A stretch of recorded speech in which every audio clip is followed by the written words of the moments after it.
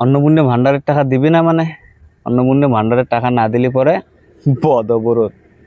একদম বিডিও অফিসের ভিডিও হেনস্থার থেকে শুরু করিয়ে পথ অবরোধ। দিনের পর দিন বাড়ি যাওয়া লাগছে, বাড়ি যাওয়া লাগছে।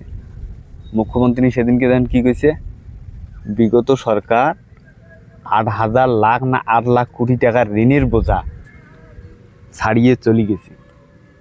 সো একটা বছর সময় দাও। বর্তমান সময় আমাদের রাজ্য পশ্চিমবঙ্গ নাকি হামাগুড়ি দিয়ে চলবে লাগছে। 1 বছর পরে দৌড়ি দৌড়ি যাবি।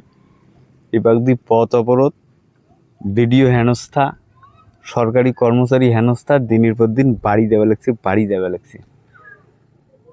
এগুলি সমাধান তো করেন। 1 বছর পরে না অর্থনীতি দৌড়িয়ে না হাঁটি দেয়, ও দেখা যায়গা। ইসকে কে করোগে আপ? এর মহিলা মানুষ ছাড়বে না, এরা ছাড়বে না। মহিলা মানুষের তো খবরটা জানেনি, খতরনাক ভাইসা।